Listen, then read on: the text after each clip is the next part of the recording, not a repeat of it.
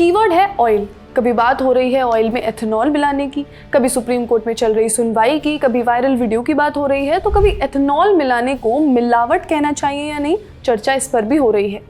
अब नई चर्चा है कि आपके शहर में पेट्रोल 2 दामों पर बिकेगा क्योंकि एक प्राइवेट कंपनी ने दाम कम कर दिए हैं और लोग इंतजार में हैं कि सरकारी कंपनी कब करेगी दाम कम। खबर है कि आज एक कंपनी ने पेट्रोल 5 रुपए और डीजल 3 रुपए सस्ता कर दिया है। आपको पता ही है कि देश में मेनली 5 कंपनियां हैं जो पेट्रोल पंप चलाती हैं। Indian oil corporation, Bharat petroleum corporation limited, Hindustan petroleum corporation limited, Nayara energy और रिलायंस BP। और अगर आज आप इंडियन ऑयल या भारत पेट्रोलियम के पंप पर गए हैं तो बोर्ड पर लगा रेट 1 पैसा भी नहीं बदला है, लेकिन नयारा के पंप पर पेट्रोल डीजल सस्ता हो गया है। एक कंपनी पर सस्ता, दूसरे पर महंगा क्यों? सरकारी कंपनियां दाम क्यों नहीं कम कर रही हैं और पेट्रोल का रेट असल में तय कौन करता है? आज इसी पर बात करेंगे। हाय, मैं हूं श्रुति और आप देख रहे हैं खर्चा पानी। Brought to you by Sharda University, where the software engineer meets the talented photographer. The world comes together at Sharda University. देखिए, पेट्रोल डीजल सस्ता क्यों हुआ? इस जवाब का सबसे पहला जो शक है वो जाता है क्रूड ऑयल यानी कच्चे तेल पर। लॉजिक सीधा है, अगर इंटरनेशनल मार्केट में क्रूड सस्ता हुआ तो पेट्रोल भी सस्ता होना चाहिए, और ये सच भी है। वेस्ट एशिया में जो क्राइसिस महीनों से चल रहा था, स्ट्रेट ऑफ हॉर्मुज के आसपास टेंशन, ईरान को लेकर अनिश्चितता, इसकी वजह से मार्च में क्रूड ऑयल के दाम तेजी से चढ़े थे। अब जब वो टेंशन कम हुआ है, क्रूड फिर अपने पुराने लेवल पर लौट रहा है। अप्रैल में $120 पर बैरल से ऊपर पहुंच गए थे और अभी कुछ दिन पहले $72 पर बैरल से भी नीचे चले गए थे। लेकिन यही असली ट्विस्ट है। अगर क्रूड सबके लिए सस्ता हुआ है, IOC के लिए भी, BPCL के लिए भी, नयारा के लिए भी, तो सिर्फ नयारा ने ही रेट्स क्यों कम किए हैं? इसका मतलब ये सिर्फ क्रूड की कहानी तो नहीं है। इसके पीछे एक सिस्टम काम कर रहा है और उस सिस्टम का नाम है डीरेगुलेशन। 2010 से पहले तक भारत में पेट्रोल का रेट सरकार खुद फिक्स करती थी। हर पंप पर एक ही रेट होता था, लेकिन जून 2010 में सरकार ने पेट्रोल को डीरेगुलेट कर दिया, यानी अब कंपनियां खुद डिसाइड करेंगी कि पेट्रोल किस प्राइस पर बेचना है। डीजल के साथ यही बदलाव अक्टूबर 2014 में हुआ।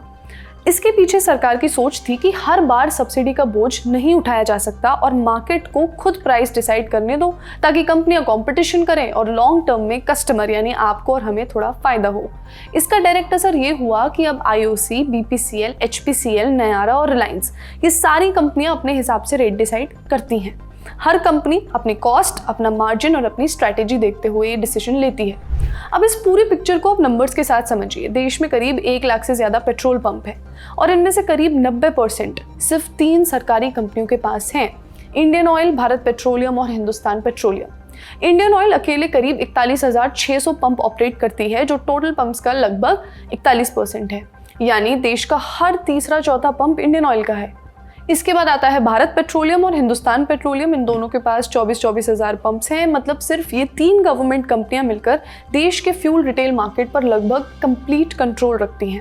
अब प्राइवेट प्लेयर्स की बात करते हैं। नयारा एनर्जी के पास इस वक्त 7,000 से ज़्यादा पंप हैं और ये किसी भी प्राइवेट कंपनी के मुकाबले भारत का सबसे बड़ा नेटवर्क है।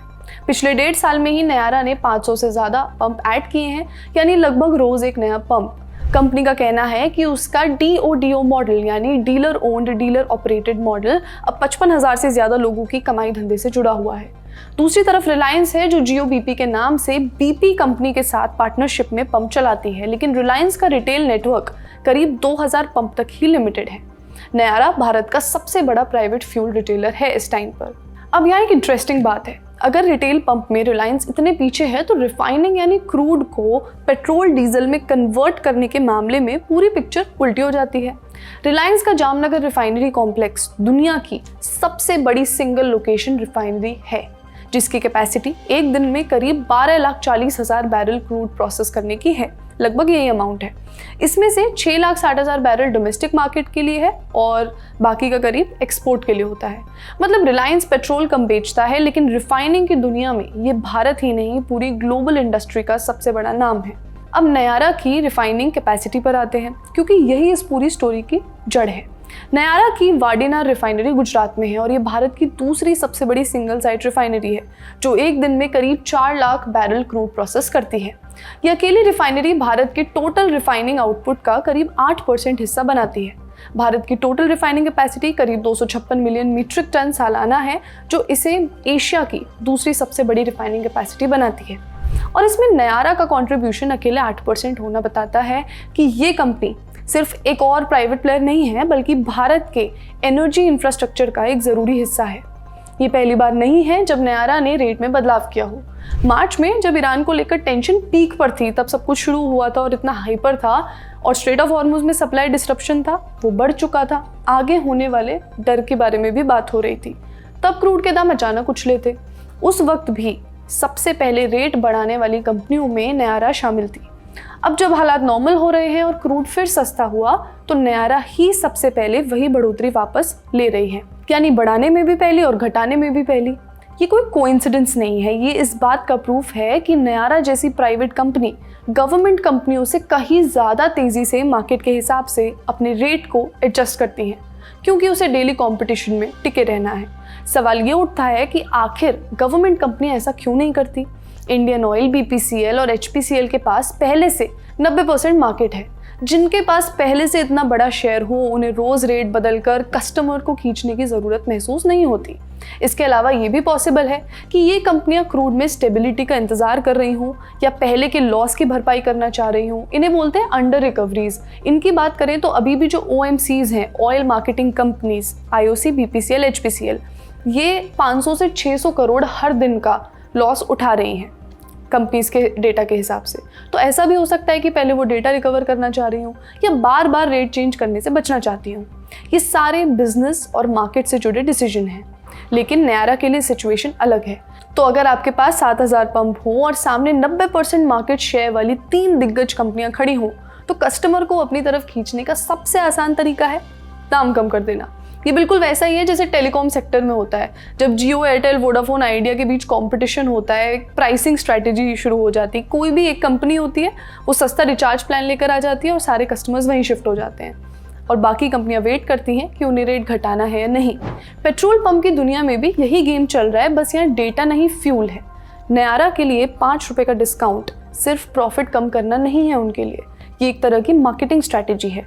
ऑब्वियसली हम टेलीकॉम से इसको पूरी तरह कंपेयर इसलिए भी नहीं कर सकते हैं क्योंकि हर रोज़ कोई भी कंपनी अचानक से पंप नहीं खोल सकती, लेकिन समय देखकर कस्टमर्स को अट्रैक्ट कर सकती है, उस अपॉर्चुनिटी पर कैपिटलाइज कर सकती है। पेट्रोल और डीजल से जुड़ी एक और खबर है। 30 जून को सरकार ने एक बड़ा कदम उठाया। इसे समझने के लिए पहले विंडफॉल टैक्स समझ लीजिए। ये टैक्स तब लगाया जाता है जब किसी कंपनी को किसी एक्सटर्नल वजह से, किसी बाहरी वजह से अचानक और एबनॉर्मल प्रॉफिट हो जाए, ना कि उसकी कंपनी की मेहनत या फिर स्ट्रैटेजी से। जब क्रूड ऑयल के दाम ग्लोबल क्राइसिस की वजह से ऊपर गए थे, तो रिफाइनरी कंपनियों को डीजल और ATF यानी एविएशन टर्बाइन फ्यूल, जो एरोप्लेन्स में फ्यूल डलता है, उसे एक्सपोर्ट करने पर भारी मुनाफा हो रहा था।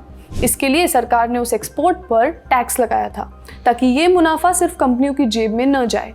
अब जैसे ही क्रूड के दाम गिरे हैं, सरकार ने डीजल एक्सपोर्ट पर टैक्स 14 रुपये प्रति लीटर से कम करके 8.5 रुपये कर दिया है, और ATF पर टैक्स 12.5 रुपये से कम करके 7.5 रुपये कर दिया है पर लीटर।